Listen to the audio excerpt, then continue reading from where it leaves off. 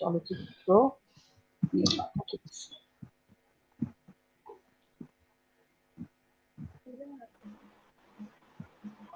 বন্যা আপা, আমরা লাইভে চলে আসছি। আচ্ছা, শুভ সন্ধ্যা, সবাইকে আমন্ত্রণ জানাচ্ছি আমাদের বাংলাদেশের স্থপতি, জাতির জনক বঙ্গবন্ধুর প্রয়াণ দিবস উপলক্ষে আমাদের অনুষ্ঠানমালার দ্বিতীয় দিনে। আমাদের আজকের অনুষ্ঠানে যারা উপস্থিত হয়েছেন তাদের মধ্যে আমার পাশে রয়েছেন প্রথমেই আবৃত্তিকার শামস মিঠু, এবং তারপরে রয়েছেন আমাদের কবি কামরুজ্জামান কায়েম, এবং আমাদের সাথে উপস্থিত রয়েছেন চলচ্চিত্রকার মির্জা সাখাওয়াত হোসেন। সুপ্রিয় দর্শক শ্রোতা, আমরা প্রথমেই বিনম্র শ্রদ্ধায় আজকে শ্রদ্ধা জানাচ্ছি জাতির জনক বঙ্গবন্ধুকে, এবং সপরিবারে যারা যারা নিহত হয়েছিলেন ওই দিন আমরা সবাইকেই শ্রদ্ধা জানাচ্ছি। প্রথমেই শ্রদ্ধা জানানোর জন্য এবং আমাদের আজকের অনুষ্ঠানের অতিথিদের মধ্যে প্রথমেই একটু শুভেচ্ছা বাণী বা বিনম্র শ্রদ্ধা জানাতে অনুরোধ করছি মির্জা সাখাওয়াত হোসেনকে। মির্জা সাখাওয়াত হোসেন, বিশিষ্ট চলচ্চিত্র। আচ্ছা, ধন্যবাদ অনুষ্ঠান উপস্থাপক এবং আয়োজক বৃন্দকে। আজকে আপনাদের দ্বিতীয় দিনের অনুষ্ঠানে আমার কথা কি শুনতে পাচ্ছেন? হ্যাঁ হ্যাঁ হ্যাঁ, একদম শোনা যাচ্ছে। আচ্ছা, তো আজকে এমন একটি দিনে আমরা একটি লাইভে উপস্থিত হয়েছি যে দিনটি গতকালই চলে গেল। এই জাতির সবচেয়ে বেদনার, সবচেয়ে কষ্টের একটি দিন। এই বাঙালি জাতির হাজার বছরের শ্রেষ্ঠ বাঙালি জাতির জনক বঙ্গবন্ধু শেখ মুজিবুর রহমান এবং বঙ্গমাতা শেখ ফজিলাতুন্নেছা মুজিব সহ 15 আগস্টে যে সকল বরেণ্য ব্যক্তি, যে সকল মানুষ শহীদ হয়েছেন নির্মমভাবে, তাদের আত্মার মাগফিরাত কামনা করি এবং সকলের প্রতি বিনীত শ্রদ্ধা জ্ঞাপন করছি। ধন্যবাদ সাখাওয়াত ভাইকে। আমরা এবারে চলে যাচ্ছি কবি ও লেখক কামরুজ্জামান কায়েমের কাছে। আমরা আজকের অনুষ্ঠানে বিনম্র শ্রদ্ধা জানানোর জন্য অনুরোধ করছি। কামরুজ্জামান ভাই। ধন্যবাদ। আমি জাতির জনক বঙ্গবন্ধু শেখ মুজিবুর রহমানের মৃত্যুবার্ষিকী এই অনুষ্ঠানের জন্য আমি যারা আয়োজন করেছে এবং যারা এই অনুষ্ঠান দেখছেন তাদেরকে সবাইকে আমার শুভেচ্ছা রইল। ধন্যবাদ কামরুজ্জামান ভাইকে। আমরা এবারে চলে যাচ্ছি আমাদের প্রিয় ভাজন আবৃত্তি শিল্পী এবং শামস মিঠু ভাই। মিঠু ভাই। ধন্যবাদ সনাদিতিকে, ধন্যবাদ আমাদের হাজার বছরের শ্রেষ্ঠ বাঙালি জাতির পিতা বঙ্গবন্ধু শেখ মুজিবুর রহমানের শাহাদাত দিবস উপলক্ষে এই চমৎকার আয়োজনের জন্য আমাদের সঙ্গে রয়েছেন দুজন শ্রদ্ধাভাজন সাহিত্যিক। আপনারা ইতিমধ্যে তাদের কথা শুনেছেন। আমি ধন্যবাদ জানাচ্ছি আজকের উপস্থাপক জেসমিন বন্যা, সনাদিতির যিনি দায়িত্ব পালন করছেন, এবং সবাইকে স্বাগত জানাচ্ছি। যারা আমাদেরকে ইতিমধ্যে যুক্ত হয়েছেন তাদের সবাইকে আমন্ত্রণ জানাচ্ছি আমাদের সাথে থাকবেন এবং এই অনুষ্ঠানটি দেখবেন। আমি বিশ্বাস করি সাখাওয়াত হোসেন এবং কামরুজ্জামান কায়েম ভাইয়ের আলোচনায় আমরা সবাই ঋদ্ধ হব, যারা দর্শক শ্রোতা রয়েছেন তারাও ঋদ্ধ হবেন। ধন্যবাদ। জয় বাংলা, জয় বঙ্গবন্ধু। ধন্যবাদ মিঠু ভাই। আমরা সুপ্রিয় দর্শক, আমরা আসলে আজকে আমাদের সাথে বেশ কয়েকজন গুণী মানুষকে পেয়েছি। আমাদের সনাধিতিতে আজকে আলোকিত হবে এই আলোকিত মানুষের আলোতে। আমরা সেই প্রত্যাশায় প্রথমেই চলে যাচ্ছি আমাদের লেখক এবং চলচ্চিত্র পরিচালক সাখাওয়াত হোসেনের কাছে। মির্জা সাখাওয়াত হোসেন ভাই, আমরা সাখাওয়াত ভাইয়ের কাছে জানতে চাচ্ছি, প্রথমেই প্রশ্ন দিয়েই শুরু করি যে সাখাওয়াত ভাই, আমরা দেখছি যে আমাদের স্বাধীনতার পর মুক্তিযুদ্ধ এবং বিশেষ করে বঙ্গবন্ধুর উপরে সঠিক ও সুস্থ চলচ্চিত্র বঙ্গবন্ধুর উপরে যে কিভাবে ধারণ করা হয়েছে সেটা সম্পর্কে যদি আমাদের একটু আলোকপাত করতেন, আহ আমরা তাহলে ঋদ্ধ সমৃদ্ধ হতাম। সাখাওয়াত ভাই। ধন্যবাদ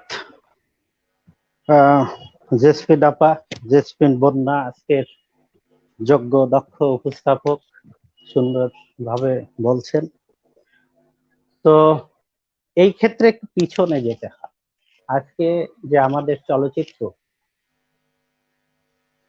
চলচ্চিত্র ইন্ডাস্ট্রি, এই ইন্ডাস্ট্রির জন্ম হয়েছিল 1957 সালে 3 এপ্রিল প্রাদেশিক পরিষদে বঙ্গবন্ধুর বিল উপস্থাপনার মধ্যে দিয়ে পূর্ব Pakistan film development bill pass হয়েছিল তখন। তো সেদিন আমাদের জাতির জনক বঙ্গবন্ধু শেখ মুজিবুর রহমান, উনি শিল্পমন্ত্রী ছিলেন, বাণিজ্য মন্ত্রী ছিলেন, আরো বেশ কয়েকটি মন্ত্রণালয়ের 7-8টি মন্ত্রণালয়ের মন্ত্রী ছিলেন তখন তিনি। তো সেই সময় তার হাত দিয়েই এই আজকের আমাদের চলচ্চিত্রের যে ইন্ডাস্ট্রি বিএফডিসি, এই তখন ছিল পাকিস্তান এফডিসি, পূর্ব পাকিস্তান এফডিসি। তো সেই ফিল্ম কর্পোরেশনের জন্ম হয়েছিল। তারপর দীর্ঘ বিপ্লব, 60-এর দশকে যে সকল চলচ্চিত্র হয়েছে, সেখানে তো আমাদের দেশীয় গল্পের চলচ্চিত্রকে এক পর্যায়ে নিরুৎসাহিত করা হয়েছিল। তারপরে আসি মুক্তিযুদ্ধের পর। মুক্তিযুদ্ধের পরপরই আমাদের দেশে, মুক্তিযুদ্ধের পরপর ঠিক না, ঠিক মুক্তিযুদ্ধ যখন চলমান ছিল সেই সময়ও কিন্তু আমাদের চলচ্চিত্র নির্মাণ হয়েছে। বিশেষ করে সেগুলোকে আমরা ডকুমেন্টারি ফিল্ম বলতে পারি। জহির রায়হান, আলমগীর কবির তাদের পরিচালনায় যে চলচ্চিত্রগুলো তৈরি হয়েছে, স্টপ জেনোসাইড, তারপর আরো কয়েকটি বেশ ডকুমেন্টারি ফিল্ম সেদিন তৈরি হয়েছিল। তারপরে এসে যদি আমরা কাহিনী চিত্র, যেটা আমরা ফিচার ফিল্ম বলি, সেই কাহিনী চিত্র যখন শুরু হয়, প্রথম আমরা আসি 1972 সালে, প্রথম যে চলচ্চিত্রটি রিলিজ হয় এবং খুব নাম করে, ওরা 11 জন। তো তারপরে আসে সংগ্রাম, আমার জন্মভূমি, এরকম আরো বেশ কিছু চলচ্চিত্র আসে। তো এখানে চলচ্চিত্র বিষয়ে সত্যি কথা বলতে কি, যে আজকে বঙ্গবন্ধুকে নিয়ে যে প্রশ্নটি করেছেন, যে চলচ্চিত্রে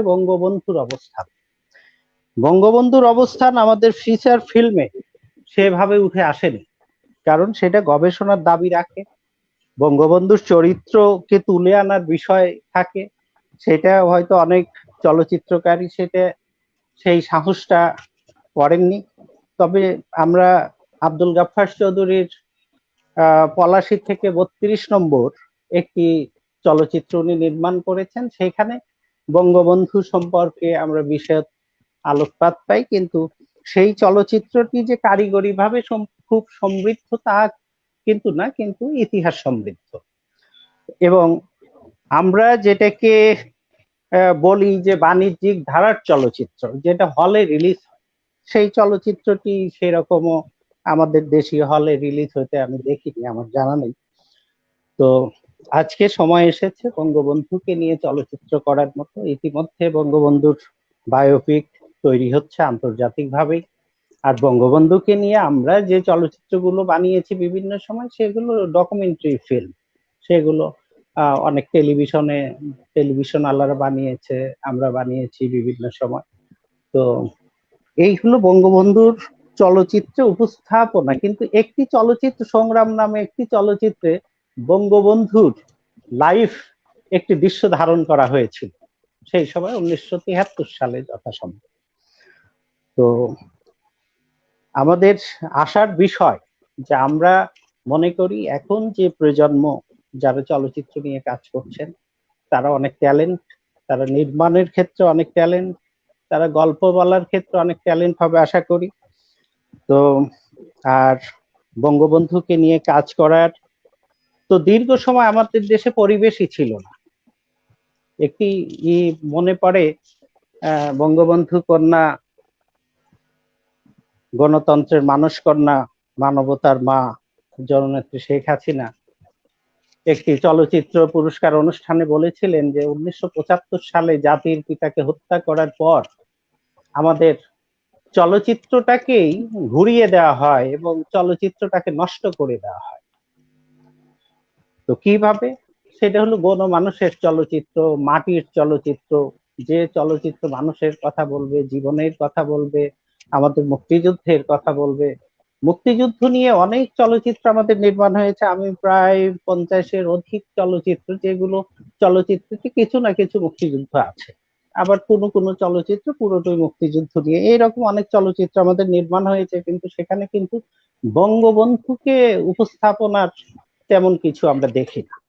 এবং হয়তো বড়জোর দেখা গেছে 7ই মার্চের ভাষণটির কিছু অংশ বিশেষ তুলে ধরেছে, তারপরে এই জাতীয় কিছু জিনিস, কিন্তু আসলে পূর্ণাঙ্গ আমাদের মুক্তিযুদ্ধের যে দীর্ঘ সময়ের ইতিহাস, সেই ইতিহাস, মুক্তিযুদ্ধ কিভাবে সংগঠিত হলো, আমাদের স্বাধীনতা সংগ্রামটা কিভাবে সংগঠিত হলো, এবং এর নেপথ্যে যে বঙ্গবন্ধু যে সেই 1000 বছরের শ্রেষ্ঠ বাঙালি এবং ইতিহাসের মহানায়ক, মুক্তিযুদ্ধের মহানায়ক, তার যে দক্ষতা, তিনিই তো এই বাংলাদেশের নির্মাতা, বাংলাদেশের স্থপতি, সেই জায়গাটা কিন্তু উঠে আসে নাই, পরিস্ফুটিত ভাবে কোথাও উঠে আসে নাই। কাজে আমি বলবো যে এখন পর্যন্ত বঙ্গবন্ধুকে নিয়ে পূর্ণাঙ্গ কোনো কাহিনী চিত্র আমাদের তৈরি হয়নি। আমরা আসলে শুনলাম যে আমাদের ইতিহাসটা আর কি, আমাদের বঙ্গবন্ধুকে নিয়ে বা আমাদের মুক্তিযুদ্ধ নিয়ে যে চলচ্চিত্রের ইতিহাস, সেটা সাখাওয়াত ভাইয়ের কাছ থেকে জানলাম। সাখাওয়াত ভাইয়ের কাছ থেকে আরেকটু জানতে চাচ্ছি, সেটা হচ্ছে যে আমরা যতদূর জানি বা আমরা সবাই জানি যে মোটামুটি ভাবে আমাদের জাতির জনক বা আমাদের বঙ্গবন্ধু ছিলেন খুবই সাংস্কৃতিক মনা এবং তিনি ছিলেন উদার। তো আমরা একটু তার সম্পর্কে, সাংস্কৃতিক কর্মকাণ্ড সম্পর্কে একটু জানতে চাচ্ছি, সাখাওয়াত ভাই। বঙ্গবন্ধু এতটা উদার ছিলেন যে আমি কিন্তু কিছুক্ষণ আগে বলেছি যে বঙ্গবন্ধু একটি চলচ্চিত্রে বঙ্গবন্ধুর লাইভ দৃশ্য ধারণ করা হয়েছে, সেই অনুমতি উনি দিয়েছিলেন। চলচ্চিত্রটার নাম হলো সংগ্রাম, চাষী নজরুল ইসলাম পরিচালিত। এবং তার আগে থেকেই প্রথম আমরা যেটা আসলে বঙ্গবন্ধুকে জানার জন্য যে জায়গাগুলো ছিল, সেই ইতিহাস কিন্তু খুব যথার্থভাবে দীর্ঘ সময় চর্চা হয়নি, অনেক উল্টা চর্চা হয়েছে, যার কারণে বঙ্গবন্ধুর সম্পর্কে, এই বিরাট মানুষটি সম্পর্কে জানার সুযোগ আমরা পেয়েছি পরবর্তী টাইমে বঙ্গবন্ধুর এই যে অসমাপ্ত আত্মজীবনী, বঙ্গবন্ধুর আমার দেখা নয় চীন, বঙ্গবন্ধুর কারাগারের রোজ নামচা, এই গ্রন্থগুলো আমাদের জন্য, বাঙালি জাতির জন্য, আমাদের ইতিহাসের জন্য অমূল্য সম্পদ। আমি বঙ্গবন্ধুর যে শিল্পী সাহিত্যিকদের কত ভালোবাসতেন, সেই জায়গাটা আপনি দেখবেন যে যখন বঙ্গবন্ধু ছাত্র রাজনীতি করেছিলেন, তখন শিল্পী সাহিত্যিকদের একটি সম্মেলন করেছিলেন ফরিদপুরে। সেখানে কিন্তু কাজী নজরুল ইসলাম সাহেব, কাজী মোতাহার হোসেন চৌধুরী, তারপরে আব্বাস উদ্দিন, তাদেরকে তিনি নিয়ে এসেছিলেন। এবং আরেকটা জিনিস পাই যে ভৈরবের একটি ময়মনসিংহ এলাকার একটি অনুষ্ঠানে আব্বাস উদ্দিন আসছিলেন গান গাইতে। পরে বঙ্গবন্ধু দীর্ঘ সময় আব্বাস উদ্দিনের সঙ্গে নৌকায় ছিলেন এবং আব্বাস উদ্দিন সম্পর্কে উনি বলেছেন যে এত বড় শিল্পী, এত বড় মাপের শিল্পী, তাকে আমার জানার সুযোগ হলো এই নৌকা ভ্রমণের প্রায় বোধহয় ঘন্টা খানেক সময়ের মতো ওনারা ছিলেন একসঙ্গে। এবং আব্বাস উদ্দিন ও বঙ্গবন্ধুর খুব প্রশংসা করেছেন, ভূয়সী প্রশংসা করেছেন। এবং পরবর্তী প্রজন্মের, বঙ্গবন্ধুর পরবর্তী প্রজন্মের অনেক শিল্পী ছিলেন, যেমন আব্দুল জব্বার, তারপরে আরো যারা ছিলেন। এখানে কিন্তু যে জিনিসটা আছে, সেখানে বঙ্গবন্ধু শিল্পীদের খুবই আদর করতেন, কাছে বসিয়ে তাদের গান শুনতেন, তাদের দুঃখের কথা শুনতেন। এই যে জায়গাগুলো, এই যে এখন আমরা আরেকটি জিনিস একটু আপনি হয়তো জানেন, কিন্তু আমি মনে করিয়ে দিচ্ছি, সেটা হলো যখন আমাদের অসহযোগ আন্দোলন হয়, তখন 3জন গণসংগীত শিল্পীর নামে হুলিয়া জারি হয়েছিল। তারা গণসংগীত বানিয়েছিলেন যে আমাদের নেতা শেখ মুজিব, তাকে দেখে ইয়া হিয়া ভয় পেয়ে গেছে। এই যে এই গণসংগীত তারা মাঠে মাঠে এবং রাজধানীর মিছিলে মিছিলে তারা গাইতেন। অর্থাৎ আমাদের খুব সাধারণ শিল্পীদের কাছেও বঙ্গবন্ধু কত ভালোবাসার ছিলেন। এবং শেষ পর্যন্ত দেখা গেছে যে বঙ্গবন্ধু শিল্পীদের কল্যাণে কাজ করেছেন। শিল্পীদের বিষয়ে বঙ্গবন্ধু বলেছেন যে একজন ভালো সংস্কৃতি ব্যক্তিত্ব হলো জাতির সম্পদ। এত সম্মান দিয়ে তিনি কথা বলেছেন শিল্পীদের জন্য। আমরা যদি বলি যে আমাদের জাতীয় কবি কাজী নজরুল ইসলাম, সেই অসুস্থ কবিকে জাতির পিতা ইন্ডিয়া থেকে নিয়ে এলেন, তো কষ্ট করেই তাদের সঙ্গে কথাবার্তা বলে তাকে নিয়ে আসতে হয়েছে। নিয়ে এলেন জাতীয় কবি, সেবা শুশ্রূষা চিকিৎসা, তাকে একটি বাড়ি পর্যন্ত দিলেন। এই যে বিষয়, একজন মানুষ, তিনি তো একজন রাজনীতিবিদ, তারপরে একজন শাসক, একজন প্রশাসক, হ্যাঁ, গণনেতা। তিনি একজন কবির প্রতি, একজন শিল্পীর প্রতি সময় বের করার যে সময় দিয়েছেন, সেটা অনন্য, অসাধারণ। সেটা যদি আমরা বিশ্লেষণ করি, তার উপরে চলচ্চিত্র হতে পারে, তার উপরে গবেষণা হতে পারে, তার উপর অনেক কিছু হতে পারে। তিনি শিল্পীদের এত ভালোবেসেছেন। বলা হয় যে কবি জসিমউদ্দিন ওনার বন্ধু ছিলেন, এবং কবি জসিমউদ্দিন বঙ্গবন্ধুকে নিয়ে যে কবিতা লিখেছেন, বিশাল কবিতা লিখেছেন। আরেকটি জিনিস আপনি দেখেন যে বঙ্গবন্ধু কবি সাহিত্যিক শিল্পীদের কাছে কতটা জনপ্রিয়, যে বঙ্গবন্ধুকে নিয়ে বাঙালি কবিরা, বাংলাদেশের কবিরা, দেশের বাইরে অনেক কবি কবিতা লিখেছে। এত কবিতা, এত গল্প, এত প্রবন্ধ অন্য কোনো শাসককে ঘিরে কিন্তু পৃথিবীতে তৈরি হয়নি। অর্থাৎ তিনি শিল্পীদের মনের ভিতর, বুকের ভিতর, তাদের কাছে তিনি যেতে পেরেছিলেন বলেই তিনি শিল্পীদের কাছে এত জনপ্রিয়, এত কাছের মানুষ। কবি সুফিয়া কামাল তিনি বলেছেন যে শেখ মুজিব আমাকে বড় আপু ডাকতেন, এবং এক পর্যায়ে তিনি তাকে বলেছিলেন যে আপনি আমার পার্টির হাল ধরেন, দায়িত্ব নেন। যে একজন রাজনীতিবিদ কত বড় হলে একজন কবিকে বলতে পারে যে আপনি দলের দায়িত্ব গ্রহণ করুন। এই যে বিষয়গুলো, কাজী বঙ্গবন্ধুকে নিয়ে যদি শিল্পের কথা আমরা বলতে যাই, শিল্পী সাহিত্যিকদের কথা বলতে যাই, সেগুলো অনেক আমাদের সেখানে অনেক আবেগের বিষয় এসে দাঁড়িয়ে যায়। যাই হোক, এই অসাধারণ এই বাঙালি জাতির যে পিতা, তাকে আমরা হারিয়েছি। আসলে এক্ষেত্রে আমি বলবো যে বিচার হয়েছে যারা সরাসরি মাঠে গিয়েছিলেন তাদের, কিন্তু কুশীলবদের বিচার হয়নি। তাদের বিচারের জন্য আমরা প্রত্যাশা করি মরণ উত্তর হলেও যেন তাদেরকে আমরা চিহ্নিত করতে পারি। তো থ্যাংক ইউ। হ্যাঁ, ধন্যবাদ সাখাওয়াত ভাইকে। আসলে অসাধারণ অনেক কিছুই আমাদের অজানা ছিল, আমরা জেনে নিলাম। জানি না অন্যদের হয়তো জানা ছিল, আমার জানা ছিল না, জানলাম। খুবই ভালো লাগলো। আমরা এবারে একটু কবিতায় চলে যাই। আমরা এবারে চলে যাচ্ছি শামস মিঠু ভাইয়ের আবৃত্তিতে। মিঠু ভাই। ধন্যবাদ জেসমিন বন্যা। আসলে সাখাওয়াত ভাইয়ের শেষ কথাগুলো শুনতে শুনতে আমি যে চিন্তাটা করেছিলাম যে প্রথমে নির্মলেন্দু গুণের সেই বিখ্যাত কবিতাটি পড়ব, আমি সিদ্ধান্তটা পরিবর্তন করতে হয়েছে, করলাম আর কি, যে আমি প্রথমে সেই কবিতাটি পড়ব না। কারণ সবশেষে যে শোকের মাসের এই আলোচনায় সাখাওয়াত ভাই আমাদের মাঝে যে শোক ছড়িয়ে দিলেন, সেই কারণে আমি আবৃত্তি করার চেষ্টা করছি ওনার আলোচনার ধারাবাহিকতায়।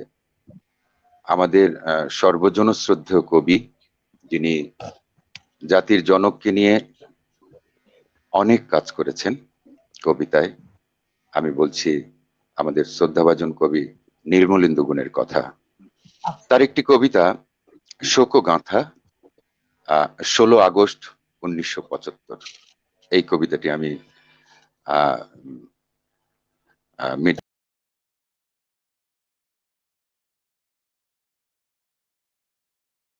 টাইম পাই। ধন্যবাদ। হ্যাঁ, আপনার কণ্ঠ তো অনেক সুন্দর। ধন্যবাদ। আজ সারাদিন আমার চতুর্দিকে বড় শোকাচ্ছন্ন নীরবতা ছিল। একটি মৌমাছি আমার বুকে বসে আজ সারাদিন আমাকে তার মধু সংগ্রহের সংগ্রামী ইতিহাস শুনিয়েছে। কাছেই কোথাও জন্ম হবে নতুন শিশু, তার চিৎকার করা মুখের জন্য চাই নীল পদ্মের মধু। প্রহরী, প্রহরী, প্রহরী, প্রহরী বলে আমি একবারও চেঁচিয়ে উঠিনি। আমার প্রসারিত হাত থেকে খসে পড়েছে ক্লান্ত অনামিকা, বুক থেকে পাঁজর সহ হৃৎপিণ্ড ছিটকে পড়েছে দূরে কোথাও। তবু ওই অনাগত শিশুর লাল টুকটুকে জিওবার স্বপ্ন দেখে দেখে আমি সারা দিন খুলে রেখেছিলাম আমার রক্ত মধু ভাণ্ডারের মুখ। আমার প্রতিটি অঙ্গ প্রত্যঙ্গ ছিল পরস্পরের ব্যথিত কফিন। আজ সারাদিন আমার নিদ্রাহীন চোখ দুটো মগ্ন ছিল সম্পূর্ণ নতুন এক নিদ্রার আস্বাদনে।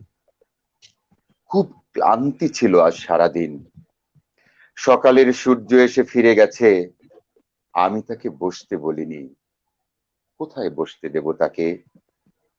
রক্ত আর বারুদের ধূপ গন্ধে আঙিনায় সারাদিন ঝরেছে গোলাপ। আমি তার অভিমান থামাতে পারিনি। আমার হাতের ভাগ্য রাখা বেয়ে সারাদিন লাল পিঁপড়ের দল বেঁধে উঠেছে পর্বত শৃঙ্গ। কখনো বা অভ্যাসবশত কামড় দিয়েছে চামড়ায়। যদি কিছু রক্ত মেলে, আমি আমার হাতের মুঠ সারাদিন খুলে রেখেছিলাম সবার জন্য। আমার মুখশ্রীকে আমি যতদূর সম্ভব অবিকৃত রেখেছিলাম আমার সন্তানদের কথা ভেবে। আমার মুখশ্রীতে পিতা পিতা বলে লুটিয়ে পড়েছিল আমিহীন শ্রাবণের প্রথম বিকেল। মুহূর্তের জন্য তখন খঞ্জর রূপান্তরিত হলো চুম্বনে। নারকেল গাছের পাতা ছুঁয়ে নেমে এলো সায়াহ্নের শেষ আলো। নিস্তব্ধ ঝিলের জল থেকে উঠে আসা লাল শাপলাগুলো গোধূলির ত্রস্ত কিশোরীর মতো আর চোখে আমাকে দেখলো শেষবার। তারপর তারপর ডুব দিল লেইকের লেলিহান জলে। বিদায়ের শেষ অস্তাগে রাত রাঙা হয়ে উঠল আমার উন্মুক্ত চোখের দুটি পাতা। সন্ধ্যায় সতর্ক প্রহরে প্রহরারত সৈনিকের বুহ ভেদ করে আমার শয্যার পাশে এসে দাঁড়ালেন সেই কবি, যার কলম আপন ছায়ার মতো অনুসরণ করত আমাকে। তিনি এসে নত হলেন আমার ক্ষত উৎকীর্ণ বুকের উপর। আমার নিশ্চল দেহে স্থাপন করলেন তার উষ্ণ আলিঙ্গন।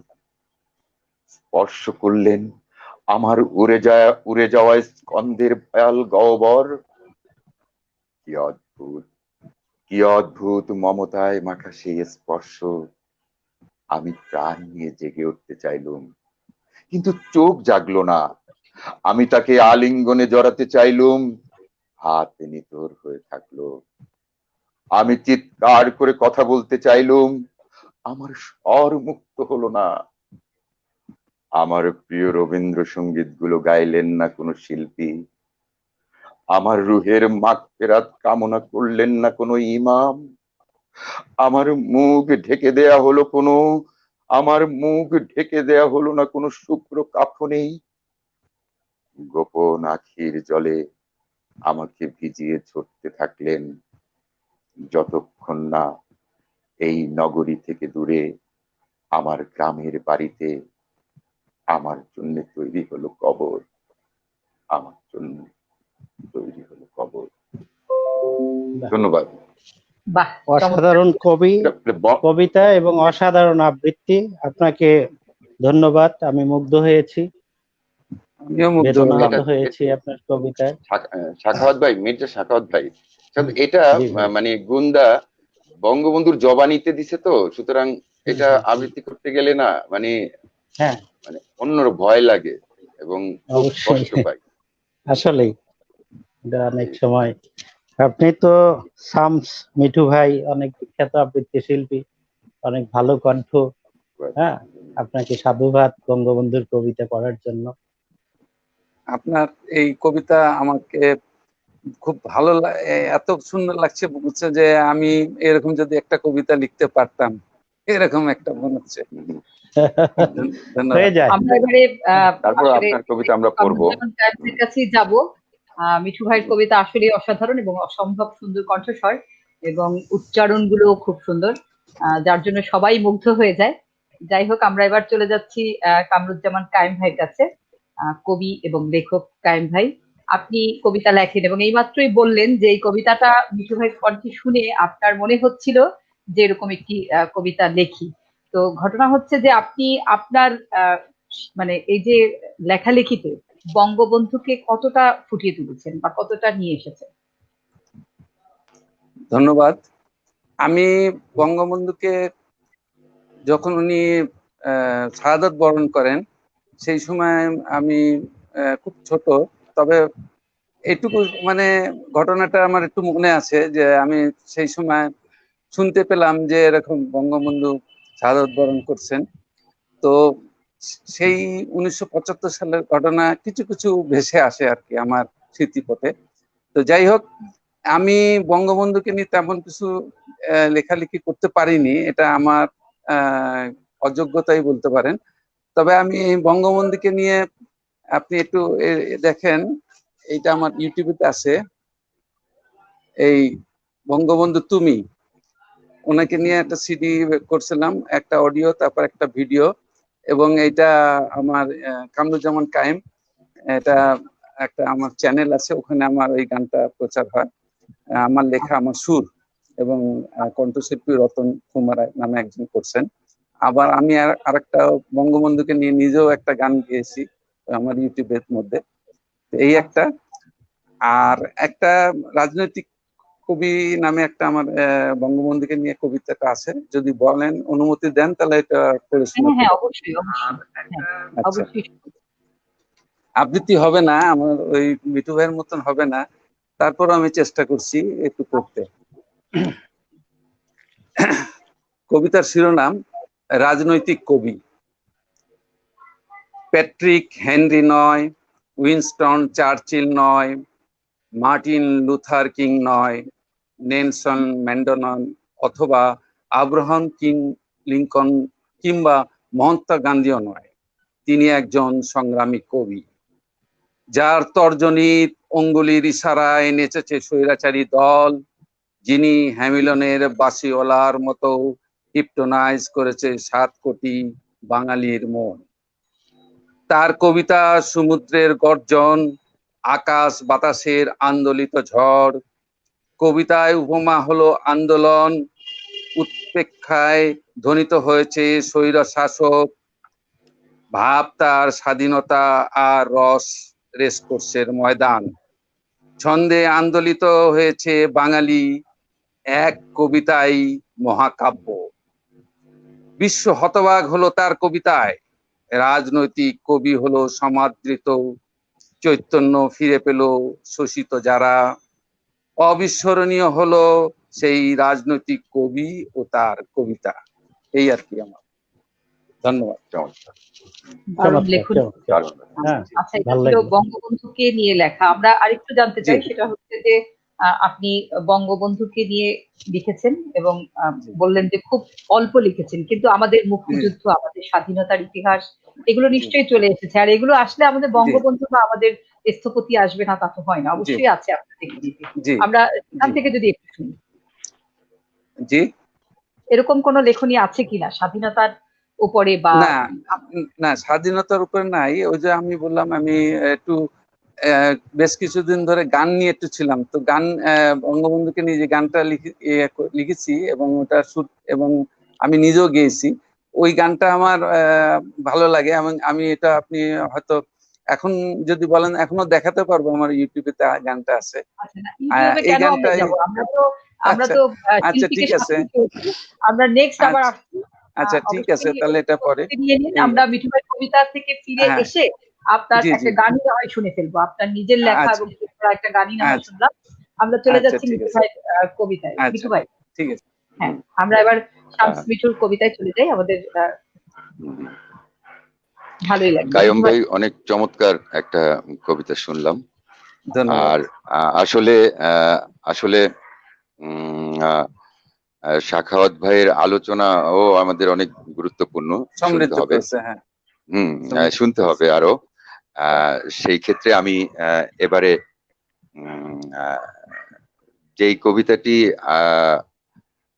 অনেক বহুল পঠিত এবং এটি একটি বঙ্গবন্ধুর উপরে একটি অসাধারণ একটা আহ, কবিতা শিল্প। আমি চেষ্টা করছি, আহ, আমি করি তাহলে। জি, স্বাধীনতা এই শব্দটি আমাদের কি, কিভাবে আমাদের হলো।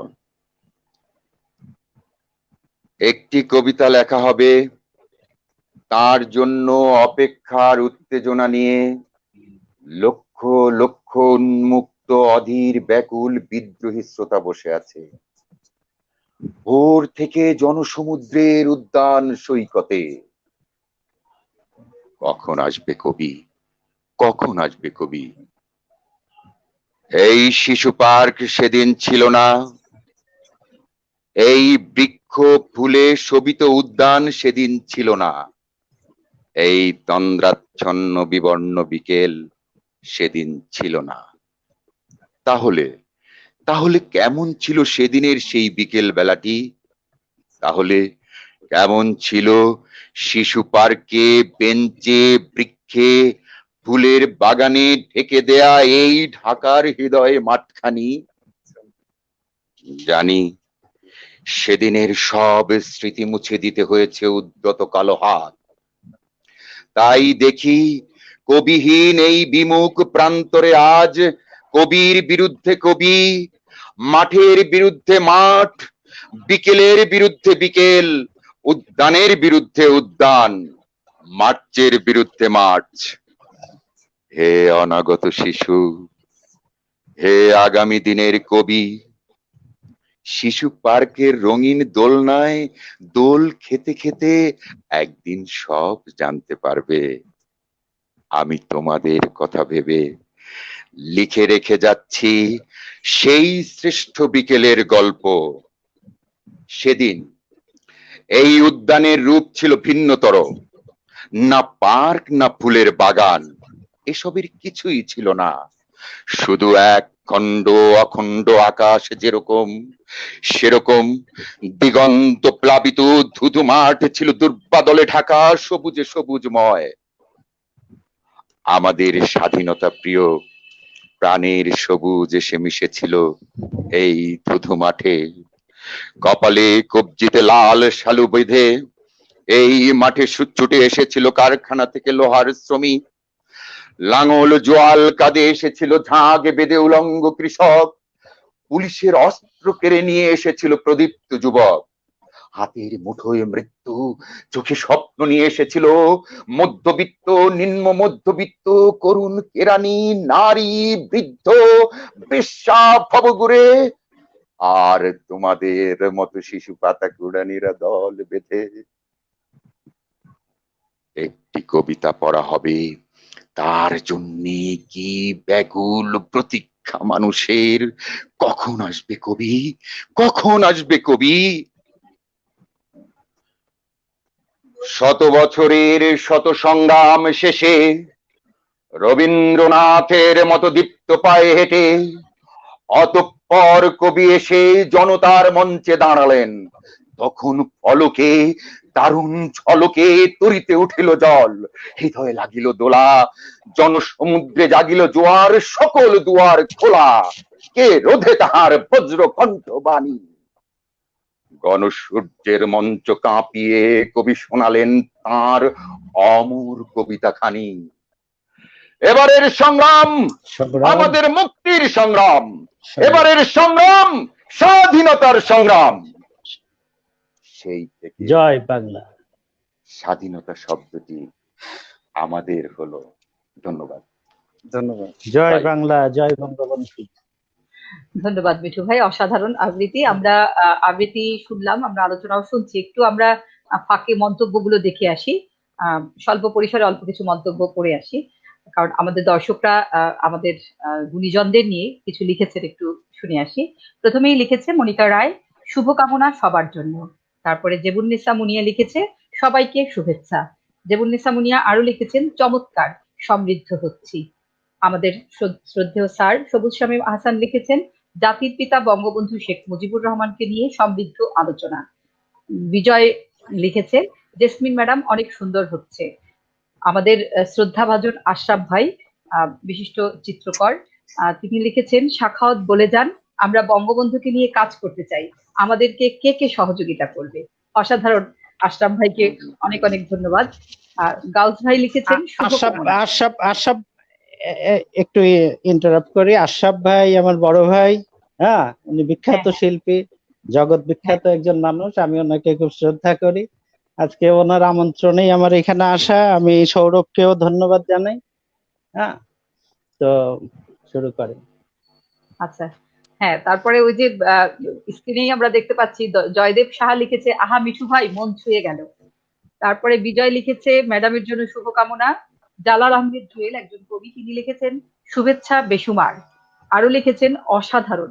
জেবুন্নেসা মুনিয়া লিখেছে অসাধারণ। শিরিন আপা, আমাদের শিরিন ইসলাম আপা লিখেছেন শুভকামনা রইল শতাধিতির জন্য। এস কে রহমান লিখেছে শুভকামনা। আমরা আবারও আসবো। আর ফাহিম জাহান লিখেছে চমৎকার মিঠু ভাই, আমরা মতামত নিয়ে আবারও আসবো। আমরা এবার আবার চলে যাচ্ছি আমাদের মির্জা সাখাওয়াত ভাইয়ের কাছে। তিনি প্রথমেই আমি একটু আমাদের আশরাফ ভাইয়ের প্রশ্নটা নিয়েই কথা বলি। সাখাওয়াত ভাই, আশরাফ ভাই আপনাকে লিখেছে যে কে কে সাহায্য করবে এই সম্পর্কে আপনার যদি কিছু বলার থাকে বলতে পারেন। কোন বিষয়ে? এই যে বঙ্গবন্ধুকে নিয়ে কাজ করতে চাই, কে কে সাহায্য করবেন আমাদের, আশরাফ ভাই আপনাকে বলতে বলেছে। আচ্ছা, এখন ব্যাপার হলো যে বঙ্গবন্ধু আমাদের জাতির পিতা, বিশাল মানুষ। বঙ্গবন্ধু চর্চা মানে আমাদের জাতি একটি সমৃদ্ধ জাতি গঠন হবে। বঙ্গবন্ধুকে চর্চা না করলে আমরা থেকে যাব, খুব অসমাপ্ত থেকে যাব। সেই বঙ্গবন্ধুর অসমাপ্ত আত্মজীবনের যেমন নাম। তো কাজেই বঙ্গবন্ধুকে নিয়ে আশরাফ ভাই কাজ করছেন, আমরাও করছি। আমার মেয়ে গত দুদিন আগে একটি ডকুমেন্টারি বানিয়েছেন, মির্জা আফরিন। সেই কাল রাত স্ক্রিপ্টটা আমি লিখেছি, সেটা কিন্তু দর্শক দেখছে, অনেক দেখছে। আমরা খুব ছোট ছোট পরিসরেই আমরা কিন্তু বঙ্গবন্ধুকে নিয়ে কাজ করার চিন্তা করছি এবং সুযোগ পেলে আমরা সেখানে কাজ করছি। আমি একসময় টেলিভিশনেও প্রামাণ্যচিত্র বানিয়েছি।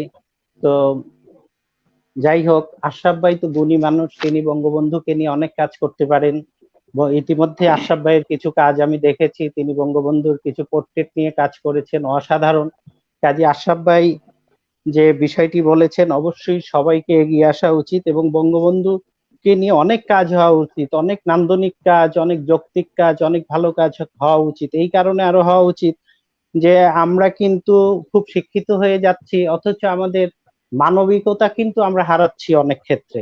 সেই ক্ষেত্রগুলো আগে দরকার হলো একটি ভালো সমৃদ্ধ দেশপ্রেমিক জাতি গঠন করা। সেই ক্ষেত্রে কিন্তু বঙ্গবন্ধু যে আমাদের গাইডলাইন দিয়েছেন, এতদিন আমরা বঙ্গবন্ধুর লিখিত গাইডলাইন কিন্তু পাইনি ওভাবে।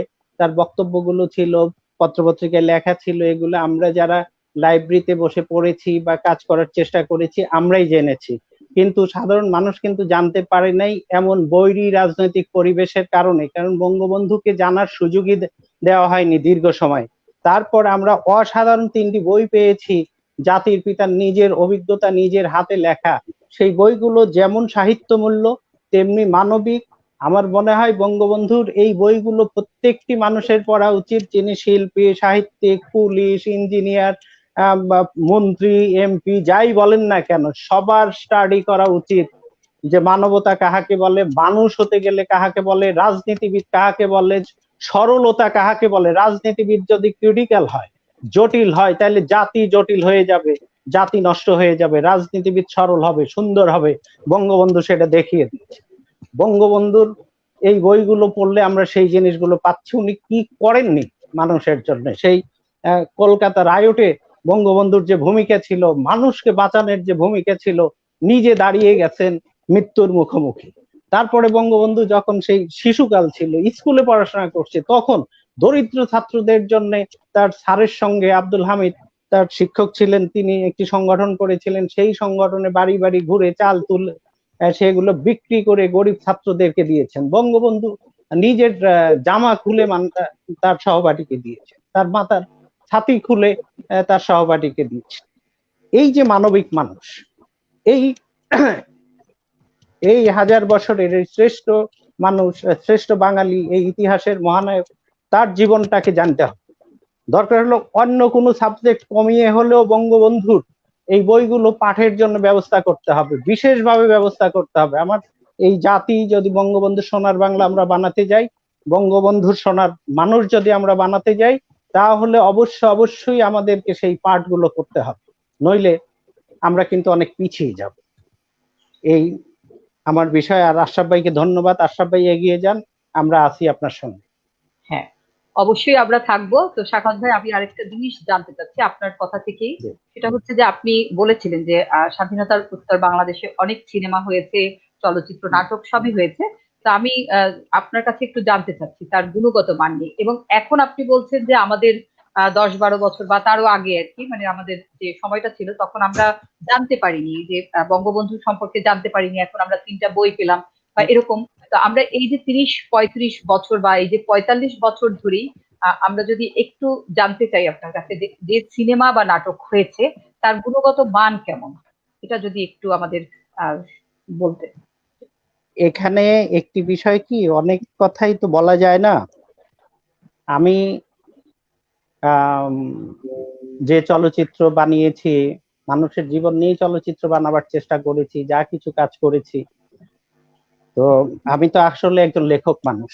আমার তো বেশ কিছু বইপত্র আছে, রেডিও টেলিভিশনে দীর্ঘ সময় নাটক লিখেছি, কবিতা লিখেছি, পত্রপত্রিকায় লিখেছি, এক সময় নিউজ পেপারে কাজ করেছি। তো যাই হোক, তো চলচ্চিত্রের কথা যেটা বলতে চাচ্ছি আমরা, যে আমাদের যে চলচ্চিত্রগুলো নির্মাণ হয়েছে তার গুণগত মানের ক্ষেত্রে যদি আমরা বলি, সেটা কিন্তু কবিতা লেখার মতোই একটি চলচ্চিত্র নির্মাণের বিষয়।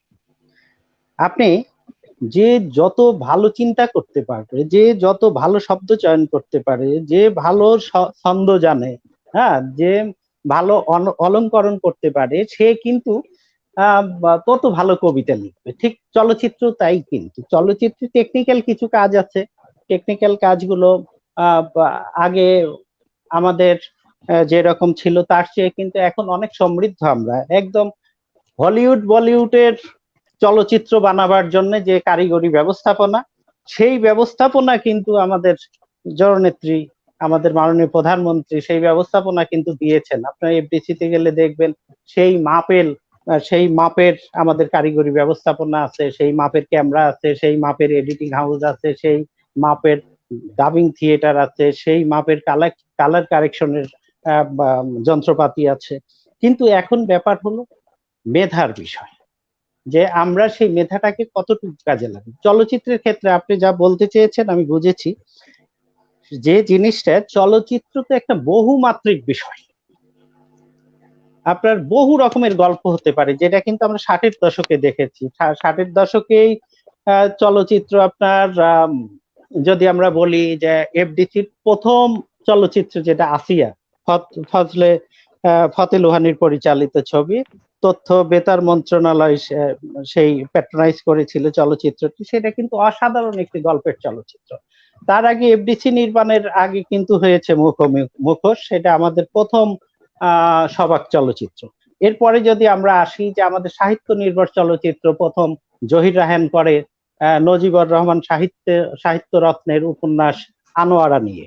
যে এইভাবে সেই সময় কিন্তু অনেক সমৃদ্ধ সমৃদ্ধ গল্প দিয়ে চলচ্চিত্র শুরু হয়, এবং তার পরবর্তী টাইমে এসে যখন আমরা চলচ্চিত্রের ক্ষেত্রে বিদেশকে অনুকরণ করা শুরু, শুধু বিদেশ না, বিদেশের আমরা কিন্তু খুব ভালো চলচ্চিত্রগুলো অনেক সময় অনুকরণ করতে পারিনি, সাহিত্য নির্ভর জীবন নির্ভর চলচ্চিত্রগুলো অনুকরণ করতে পারিনি, আমরা একটু সেখানে ব্যবসা নির্ভর চলচ্চিত্রের দিকে চলে গেছি। সেই ক্ষেত্রে গিয়া দেখা যাচ্ছে যে সেই ক্ষেত্রে কোন ধরনের মানের চলচ্চিত্র তৈরি হয়েছে, অনেক সময় অনেক ভালো মানের চলচ্চিত্র হয়েছে, অনেক সময় হয়তো মান ঠিক রাখা সম্ভব হয়নি।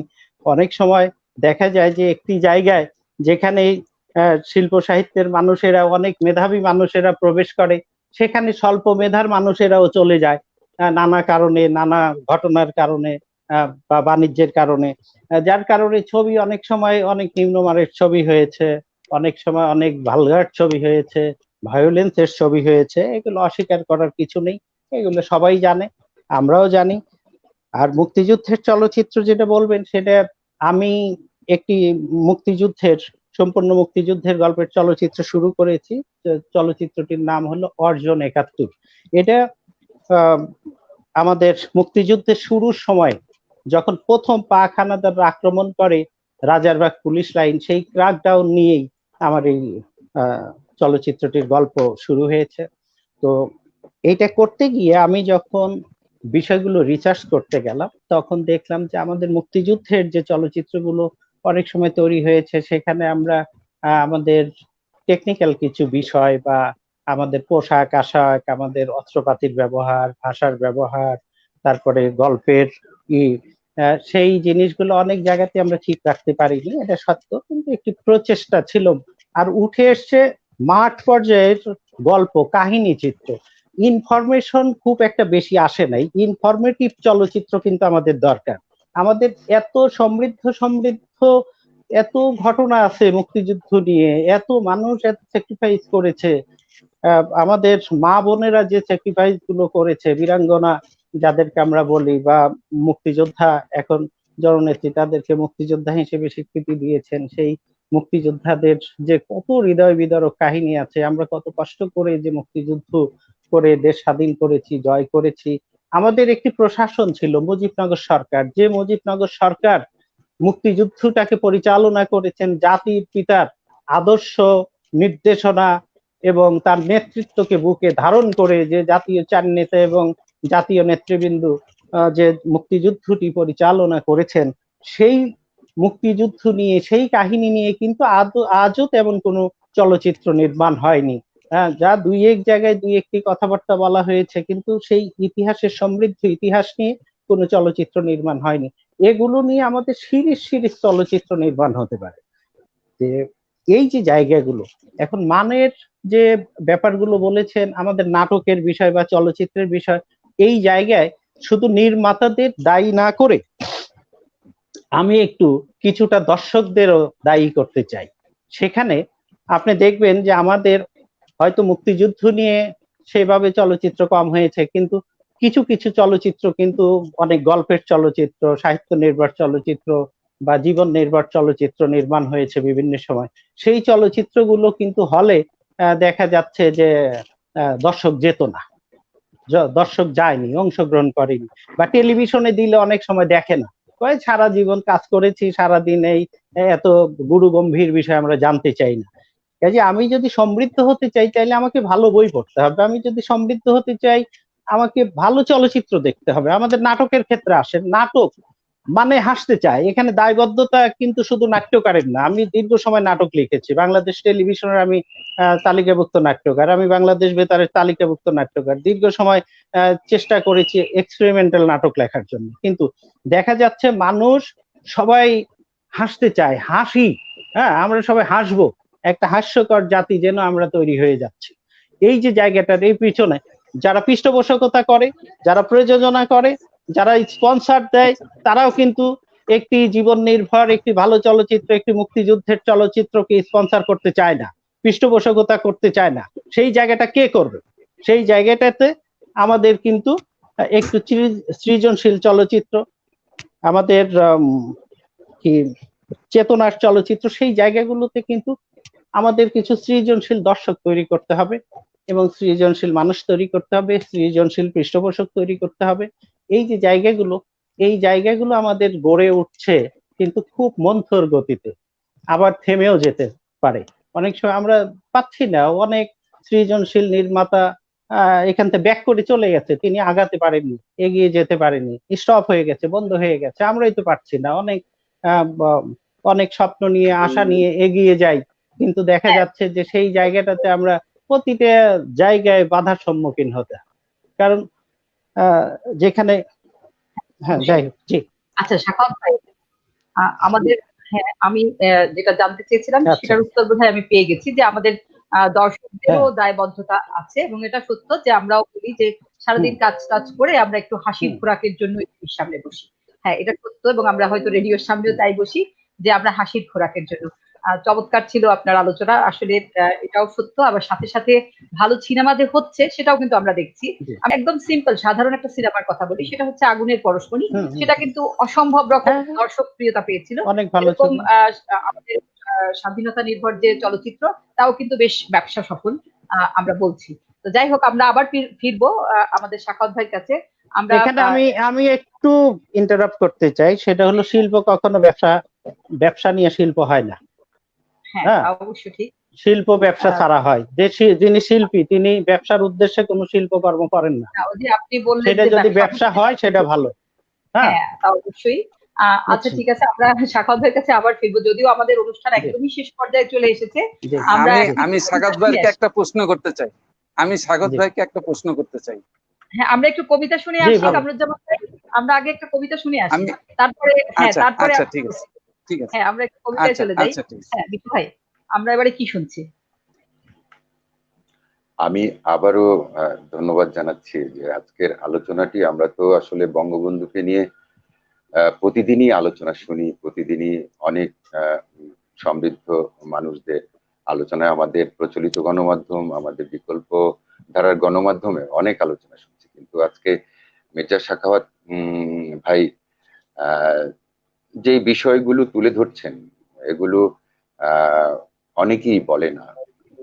তো ওনার কথা শুনতে শুনতে আমার যেটা মনে হচ্ছে যে যে আমাদের প্রজন্ম কি তাহলে স্বপ্ন দেখার যে বিষয়টা উনি এক ধরনের গুরুত্বই দিলেন, যে যে স্বপ্ন কে দেখতে পারে? ভালো সৃজনশীল ব্যক্তিরাই সৃজনশীল স্বপ্ন দেখতে পারে। সেই ক্ষেত্রে মানে মানে মহাসমুদ্রের মতো একটা জীবন, যেই সমৃদ্ধ, যেই একটা চরিত্র, আমাদের বলা হয় যে সর্বকালের সর্বশ্রেষ্ঠ, যদি বলি হাজার বছরের বাঙালির যেই আকাঙ্ক্ষাকে পূরণ করার যে স্বপ্ন পুরুষ, সেই মানুষটিকে নিয়ে আসলে কজনা স্বপ্ন দেখার স্বপ্ন দেখেন। ধন্যবাদ, চমৎকার লাগলো আপনার আলোচনা। আমি শিহাব সরকার, 70-এর একজন আমার ভালো লাগার কবি, শিহাব সরকারের একটা কবিতা, একটি আমার প্রিয় কবি। হ্যাঁ বড় ভাই।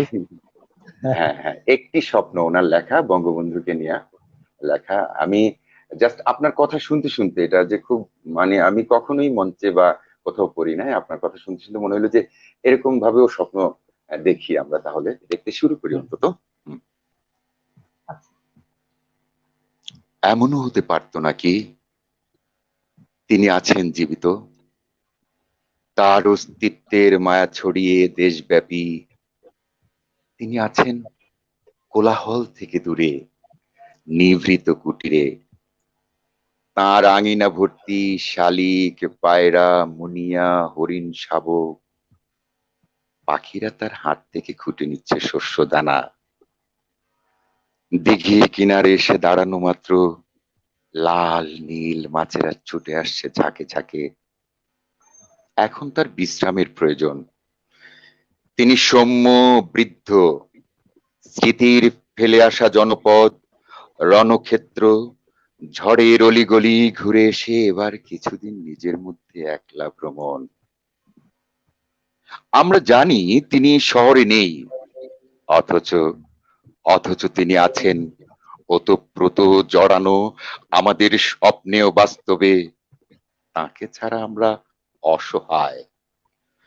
সামান্য দুর্বিপাকেও ছুটে যাই তার কাছে, তিনি পথ দেখান অসীম ধৈর্যে। তার সোনার বাংলায় আজ অফুরন্ত আনন্দ মেলা। তিনি আমাদের শক্ত পায়ে তিনি আমাদের শক্ত পায়ে দাঁড়াতে শিখিয়ে প্রকৃতির ভিতরে গেছেন। বড় ক্লান্ত তিনি। কতদিন কতদিন হাঁটেননি খালি পায়ে কুয়াশা ভেজা দুর্বায়। কচুরি পানার জল গন্ধ নাকে এসে লাগেনি কয় যুগ। তিনি আমাদের উঠে দাঁড়াতে শিখিয়ে ছুটে নিয়ে গেছেন স্মৃতিদের গ্রামে। তিনি পৃথিবীর সবচেয়ে সুখী পরিতৃপ্ত পিতা। এমনও তো হতে পারতো নাকি 15ই আগস্ট 75-এর ভোর রাতে ভীষণ দুঃস্বপ্ন দেখে তিনি হঠাৎ জেগে উঠলেন। চারিদিকে শুনশান, বিছানায় দুদণ্ড নিস্তব্ধ বসে থেকে তারপর এসে দাঁড়ালেন ব্যালকনিতে। কি দেখলাম বাংলা মাগো, মানুষ আমাকে মেরেছে, আমারে পোড়া বুকে যে শুধু মানুষেরই ঠাই। অনেকদিন পর সময় নিয়ে তিনি সূর্য ওঠা দেখলেন। ধন্যবাদ। চমৎকার। চমৎকার ছিল মিঠু ভাই, আবৃত্তি অসাধারণ। সবাই আপনাকে শুভকামনাও জানাচ্ছে আবৃত্তি শুনে শুনে। আমাদের আশরাফ ভাই ধন্যবাদ। পর্যন্ত আপনাকে শুভকামনা জানাচ্ছে। ধন্যবাদ। আশরাফ ভাইকে ধন্যবাদ।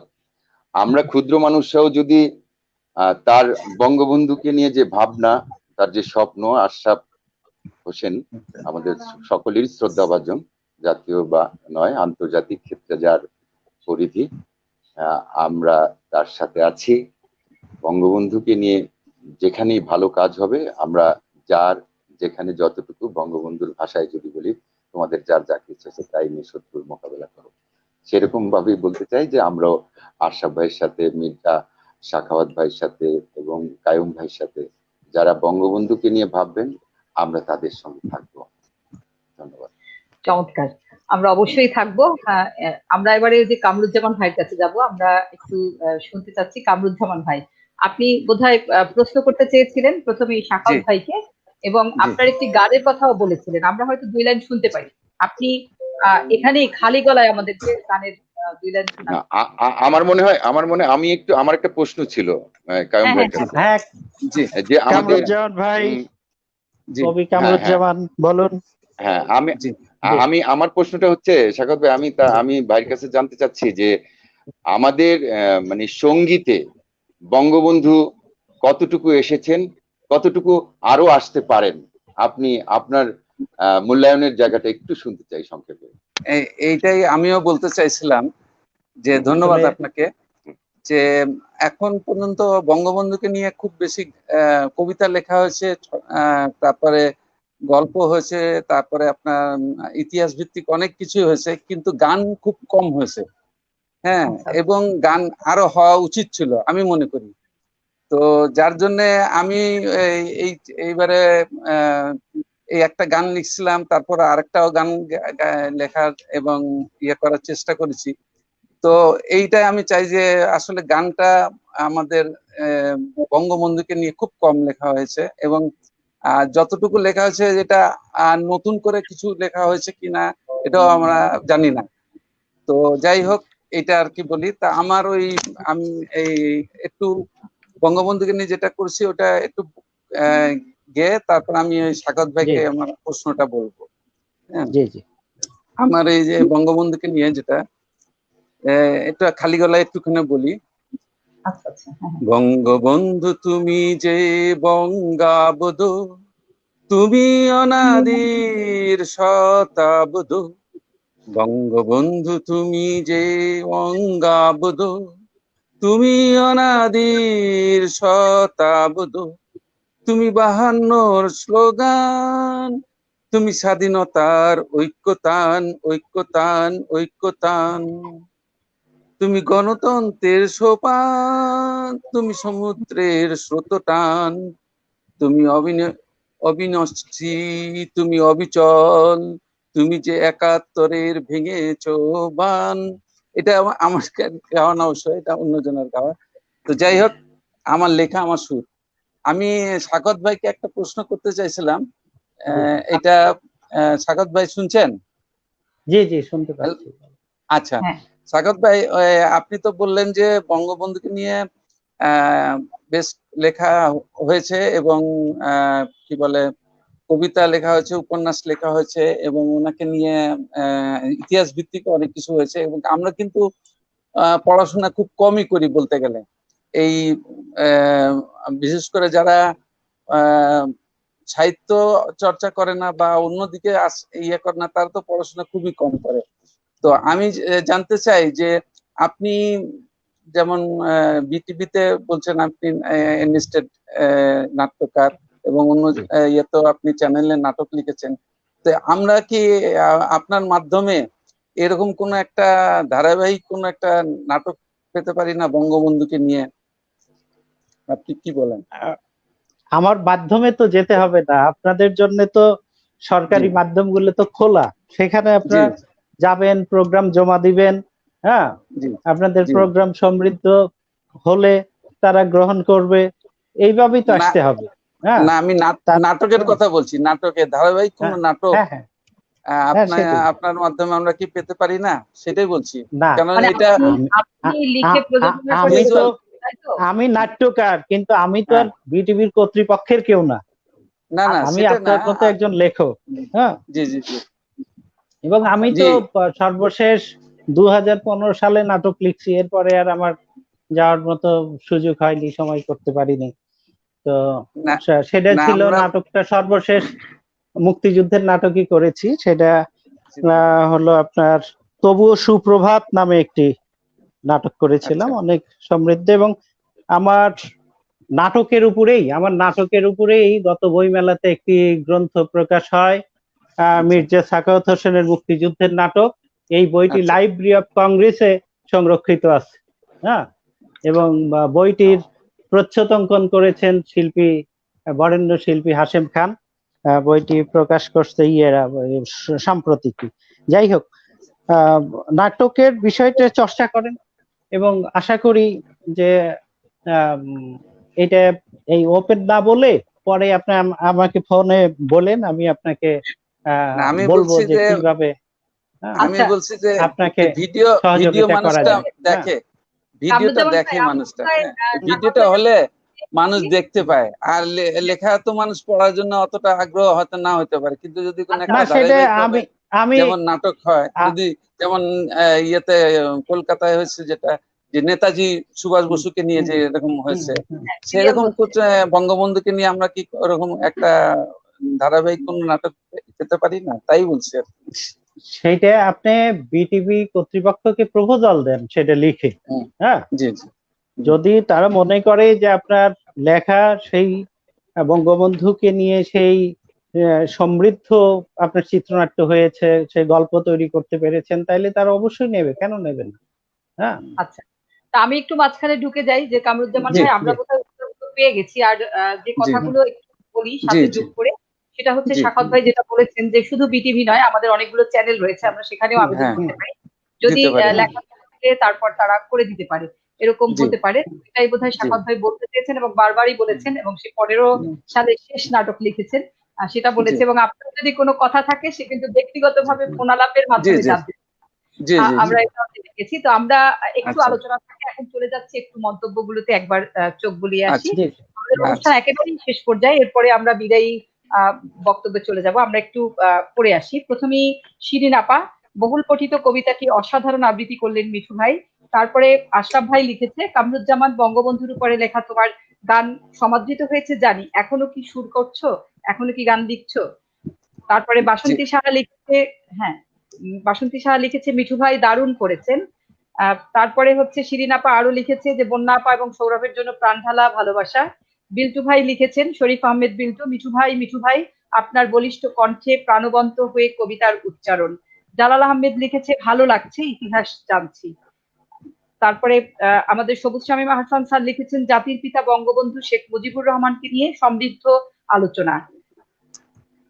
আমাদের আশরাফ ভাই লিখেছে মিঠুর কবিতার জন্য আবারও শুভকামনা। তারপরে আমাদের বিল্টু ভাই আরো লিখেছে জাতির পিতার প্রতি বিনম্র শ্রদ্ধা। আসমা নার্গিস অ্যানি লিখেছে খুব ভালো হয়েছে, অসাধারণ মিঠু ভাই। জালাল উদ্দিন আহমেদ জুয়েল লিখেছে অসাধারণ অসাধারণ। ফাহিম জাহান লিখেছে শামস মিঠু ভাই অসাধারণ, আবৃত্তি মন ছুঁয়ে গেল। ফাহিম জাহান আরো লিখেছে চমৎকার মিঠু ভাই। নাজমুল ইসলাম লিখেছেন অনেক অনেক অভিনন্দন। মোহাম্মদ নজরুল ইসলাম বাচ্চু, সভাপতি মুক্তিযোদ্ধা যুব কমান্ড। বিপ্লব বিডি লিখেছেন অসাধারণ মিঠু ভাই। জয়দেব সাহা লিখেছে আহা মিঠু ভাই মন ছুঁয়ে গেল। আমরা আবারও মন্তব্য পড়লাম, অল্প কিছু মন্তব্য একদম শেষ থেকে যারা কমেন্ট করেছেন তাদেরগুলোই তুললাম। যাদেরগুলো পড়তে পারিনি তাদের কাছে দুঃখ প্রকাশ করছি। আমরা পড়বো। আমাদের অনুষ্ঠান একেবারেই শেষ পর্যায়ে, আমরা শেষ করছি। শেষ করার শেষে একটা ছোট্ট কবিতা শুনে আসি মিঠু ভাইয়ের কাছে, তারপরেই আমরা বিদায়ী শুভেচ্ছা চলে যাবো। মিঠু ভাই একটা ছোট্ট কবিতা। হ্যাঁ, ছোটই পড়ছে। হ্যাঁ, ধন্যবাদ ধন্যবাদ। আসলে আলোচনা আরো চলতে পারতো। আমি খুব মানে মুগ্ধ হয়ে শুনছিলাম দুজনকে। আমি এবারে একটু সহজ একটি কবিতা আমি পড়ছি। কবিতাটি লিখেছেন শিয়াব শাহরিয়ার, জনপ্রিয় একজন কবি। কবিতাটির নাম নদী মেখলার কবি। হে নদী মেখলার কবি, জানি তোমার হৃদয়ের গভীরে ছিল লালন, রবীন্দ্রনাথ, নজরুল, জসিমউদ্দিন, জীবনানন্দ। জানি তোমার বটবৃক্ষের মতো বুকে ছিল বিশাল বঙ্গোপসাগর, ভৌগোলিক বদ্বীপ, প্রিয় বাংলাদেশ। জানি তোমার তুখোর মননে ছিল 52 প্রিয় মাতৃভাষা, 71 রক্তশিড়ি, স্বাধীন পতাকা। জানি তোমার চেতনায় ছিল বাংলার দুঃখী মানুষের মুখে হাসি ফুটাবার। হে নদী মেখলার কবি, নদী বাইঘারের তরতর কলস্রোতে এখনো শোনা যায় তোমার শৈশবের মধুময় হাসি। হে স্বাধীনতার কবি, 32-এর স্মৃতিময় রৌদ্রমাখা বাতায়ন জুড়ে এখনো তোমার ভারী কণ্ঠ কথার সৌরভ ছড়ায়।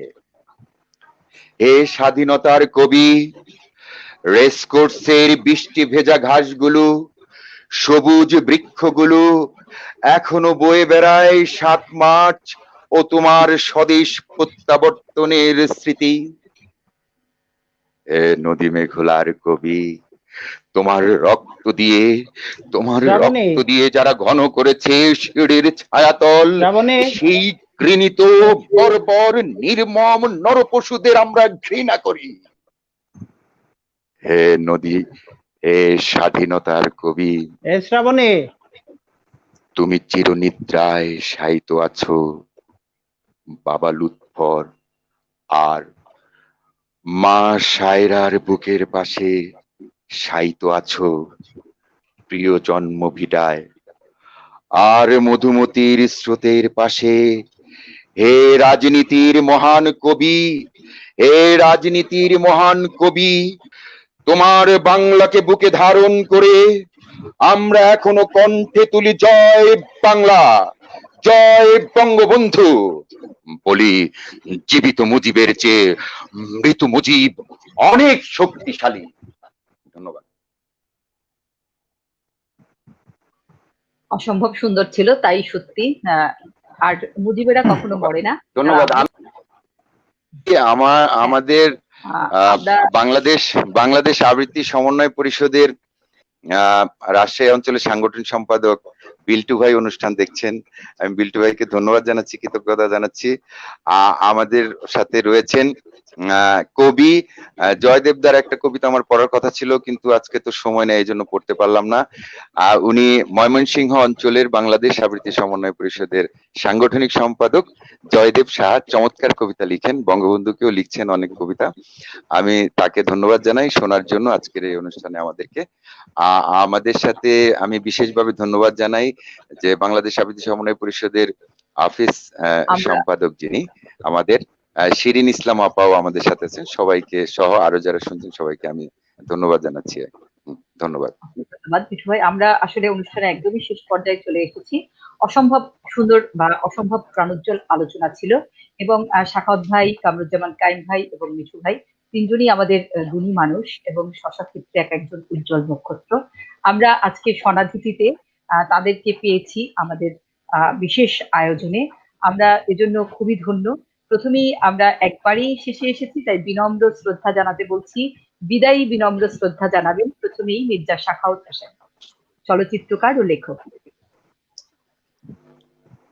আজকের অনুষ্ঠানকে সমৃদ্ধ করার মতো আমার কিছু নেই, তবে আমি সমৃদ্ধ হয়েছি আপনাদের সঙ্গে কথা বলতে পেরে, আপনাদের কবিতা শুনে, আবৃত্তি শুনে। এখানে কবি কামরুজ্জামান এবং আবৃত্তি শিল্পী শামস মিঠু ভাই আছেন। অত্যন্ত প্রাঞ্জল ভাষায় যিনি উপস্থাপনা করেছেন জেসমিন বন্যা আপু, পিছনে কাজ করছেন তানজিব সৌরভ, আমার প্রিয় মানুষ শিল্পী প্রখ্যাত আঁকিয়ে আশরাফ ভাই, সকলকে আমার ধন্যবাদ। এবং আজকে যে আপনারা জাতির পিতা বঙ্গবন্ধু শেখ মুজিবুর রহমানের প্রতি শ্রদ্ধা নিবেদন করে যে আয়োজন করেছেন, এই জন্য আপনাদেরকে ধন্যবাদ। কিন্তু জাতির পিতার উপর এত সংক্ষিপ্ত অনুষ্ঠানে তাকে শ্রদ্ধা জানানো, তার সম্পর্কে বলা শেষ হয়নি। একটি সমুদ্রের বর্ণনা করা যায় না। তাই যা কিছু বলেছি সেখানে যদি ভুল ত্রুটি হয়, আমার বলায় যদি কেউ কষ্ট পেয়ে থাকেন, সবাই ক্ষমা সুন্দর দৃষ্টিতে দেখবেন। সকলকে ধন্যবাদ এবং আজকের অনুষ্ঠানের আয়োজকদের ধন্যবাদ জানিয়ে আমি শেষ করছি। আল্লাহ হাফিজ। ধন্যবাদ সাখাওয়াত ভাইকে। আমরা এবারে চলে যাচ্ছি কবি এবং লেখক কামরুজ্জামান কাইম ভাইয়ের কাছে। ধন্যবাদ বন্যা আপাকে। আমি সাখাওয়াত ভাইয়ের আলোচনায় মুগ্ধ হয়েছি, শুনে কিছুটা হলেও সমৃদ্ধ হয়েছি এবং ওনার চলচ্চিত্র সম্পর্কেও কিছুটা ধারণা পেলাম। আর মিঠু ভাইয়ের কবিতা আমার কাছে প্রতিটা কবিতাই খুবই মনোমুগ্ধকর হয়েছে। ওনার কণ্ঠটা যেমন ভরাট, এবং ওনার আবৃত্তির ঢংটাও খুবই সুন্দর, এবং আমি মনে করি যে ওনার কবিতা আমি আরো শুনবো এক সময়। আর আপনার উপস্থাপনাও খুবই ভালো লাগলো। আর ওই সাখাওয়াত ভাই যে কথাটা বললো, আমারও ওই কথা, যে ওনাকে নিয়ে এই স্বল্প পরিসরে এত আলোচনা করে শেষ করা যাবে না। তো আপনারা যে আমাদেরকে সম্মান জানিয়েছেন, আপনারা যে আমাদের প্রতি এই শ্রদ্ধা জানিয়েছেন, এজন্য আমরা আপনাদের কাছে কৃতজ্ঞ। বিশেষ করে কৃতজ্ঞ আমি আমার বন্ধু শিল্পী আশরাফ হোসেনের কাছে, কেন না সেই আমাকে এই অনুষ্ঠানে অংশগ্রহণ করার জন্য আমাকে উদ্বুদ্ধ করেছে। তো যাই হোক, আমি মনে করি এই অনুষ্ঠানটা দীর্ঘদিন চলবে এবং চলতে থাকুক, এবং আমরাও এটা থেকে অনেক কিছু শিক্ষামূলক জিনিস শুনতে পাই, জানতে পারি, বুঝতে পারি, এবং এটা নিয়মিত যাতে প্রচার হয়, কোনো রকম বিঘ্ন না হয়, এই আশা ব্যক্ত করে আমি আমার বক্তব্য শেষ করছি। ধন্যবাদ কামরুজ্জামান কাইম ভাইকে। আমরা এবারে চলে যাচ্ছি আমাদের শামস মিঠু ভাইয়ের কাছে। মিঠু ভাই। হ্যাঁ, আমি আবারও ধন্যবাদ জানাচ্ছি সোনাদিতিকে, ধন্যবাদ জানাচ্ছি আজকের সঞ্চালক জেসমিন বন্যাকে, এবং বিশেষভাবে আমি কৃতজ্ঞতা জানাচ্ছি, ভালোবাসা জানাচ্ছি, শ্রদ্ধা জানাচ্ছি আমাদের আজকের আলোচক আমাদের শ্রদ্ধাভাজন সাহিত্যিক, এবং তিনি অবশ্যই একজন বড় মাপের একজন সংগঠক। আমি তাকে সালাম জানাচ্ছি। এবং কাইয়ুম ভাই চমৎকার গান লিখেন, চমৎকার কবিতা লিখেন বঙ্গবন্ধু এবং আমাদের স্বাধীনতা এবং মুক্তিযুদ্ধ নিয়ে। তার কাছ থেকে আমরা আগামী দিনে আরো অনেক ভালো ভালো সাহিত্য পাবো। আমি সুধীমণ্ডলীর দৃষ্টি আকর্ষণ করে বলছি, যারা আমাদেরকে শুনছেন, আমাদের কাছে বঙ্গবন্ধু আমাদের স্বপ্নের নায়ক। আমরা যদি প্রশ্ন করি যে বঙ্গবন্ধু কি না, তাহলে আমরা আমাদের মানুষের জীবনের চরিত্র, মানুষের জীবনের যত ধরনের দিক এবং বিষয় থাকে, প্রতিটি বিষয় দিকে যদি আমি বঙ্গবন্ধুকে সামনে নিয়ে আসি, বঙ্গবন্ধু অবশ্যই লেটার মার্কস পাবেন, এটা আমার দৃঢ় বিশ্বাস। কারণ তিনি যেমন রাজনীতির কবি ছিল, তিনি তেমন মানুষের একটা স্বপ্নের মতো একটা জায়গা ছিল। আমরা স্বপ্ন দেখি বঙ্গবন্ধুকে নিয়ে পৃথিবী বিখ্যাত চলচ্চিত্র হবে, বঙ্গবন্ধুকে নিয়ে আরো অনেক সাহিত্য রচনা হবে। আমরা আমাদের হাজার বছরের শ্রেষ্ঠ বাঙালি বঙ্গবন্ধুকে আমাদের হৃদয়ে ধারণ করব। এবং আমি আজকে আর কোনো কথা বললাম না। বঙ্গবন্ধুকে নিয়ে আসলে আমাদের আবেগ এবং উচ্ছ্বাসের কোনো কমতি নাই, শেষ নাই। আসলেই আরো দুইজন যেটা বললেন যে আরো সময় নিয়ে আলোচনা করলে সম্ভবত আমরা আরো অনেকগুলো বিষয় তুলে আনতে পারতাম। আমাকে শুধু আবেগ নয়, হ্যাঁ, বঙ্গবন্ধু একজন অত্যন্ত উঁচু মানের একজন লেখক এবং দার্শনিক। আপনি তার লেখাগুলো, তার বইগুলো অনুধাবন করলে দেখবেন যে কি সমৃদ্ধ রচনা। হ্যাঁ, যেমন ইতিহাস বলেছেন, তেমন জীবনকে তুলে এনেছেন, তেমন রাজনীতি উঠে এসেছে, তেমন মানবতা উঠে এসেছে, তেমন ভালোবাসা উঠে এসেছে, তেমন পারিবারিক জীবন উঠে এসেছে। কি অসাধারণ গ্রন্থ! এই গ্রন্থগুলো পড়ার জন্য জাতিকে আপনাদের পক্ষ থেকে বলবো যে আপনারা আহ্বান জানান। অবশ্যই অবশ্যই। এবং আমার কাছে কখনো কখনো মনে হয় যে তিনি দারুণ একজন মডেল ছিলেন, যে আমেরিকার প্রেসিডেন্টের সামনে একটি সোফায় তিনি যেইভাবে বসেছিলেন, আমাদের মনে হয় যে স্বপ্নের মতো একজন সাহসী মানুষ আমাদের বঙ্গবন্ধু। হ্যাঁ, আমরা শেষ করতে চাই। আমার শেষ কথা শেষ করছি। জয় বাংলা, জয় বঙ্গবন্ধু। ধন্যবাদ। ধন্যবাদ ভাই। আসলে তাই যে আমরা এত অল্প সময়ে, সুপ্রিয় দর্শক, বঙ্গবন্ধু সম্পর্কে আলোচনা করা যায় না। যে কোনো দিক হোক, চলচ্চিত্র নিয়েও যদি বঙ্গবন্ধুকে নিয়ে কথা বলি তাহলেও আমরা মাত্র 1 ঘন্টা বা 1.5 ঘন্টায় তো বলা সম্ভবই না। আমরা যদি কোনো কবিতা নিয়ে কথা বলি বঙ্গবন্ধুর সাথে, তো সেটাও আমরা 1-1.5 ঘন্টায় শেষ করতে পারবো না। কোনো আলোচনাই বা ব্যক্তিত্ব তো আলাদা, বা বঙ্গবন্ধুর লেখনী, বঙ্গবন্ধুর কোনো কিছু নিয়ে, বক্তৃতা, কোনো কিছু নিয়ে আমরা 1 দিন, 2 দিন, 5 দিন, 7 দিন, সারা জনমেও শেষ করতে পারবো না। এটা আমরা হৃদয়ে ধারণ করি। আমরা অবশ্যই আমাদের সাথে নিয়ে বয়ে বেড়াবো, এবং এই বয়ে বেড়ানোয় একটা অহংকার রয়েছে, এই বয়ে বেড়ানোয় গর্ব রয়েছে। আমরা সেই গর্ববোধ করছি, এবং সব সময়ই আমাদের সাথে থাকবেন বঙ্গবন্ধু। তাই তো আমাদের আজকের অনুষ্ঠানটির নামও কিন্তু মনে রবে চিরদিন। এবং আমরা আজকে মনে রবে চিরদিনের 2য় পর্ব এখানে শেষ করছি। সবাইকে, আজকে যারা এসেছিলেন গুণীজন, সাখাওয়াত ভাই, কায়েম ভাই, কামরুজ্জামান কায়েম ভাই এবং শামস মিঠু, আপনাদেরকে অনেক অনেক কৃতজ্ঞতা এবং ধন্যবাদ। সাথে যে দর্শকরা আমাদের আজকের অনুষ্ঠানে মতামত দিয়ে আমাদের অনুষ্ঠানকে সার্থক করেছেন, তাদেরকেও অনেক অনেক কৃতজ্ঞতা ও ধন্যবাদ। সবাই ভালো থাকবেন, সুস্থ থাকবেন। শুভরাত্রি। ধন্যবাদ। জয় বাংলা।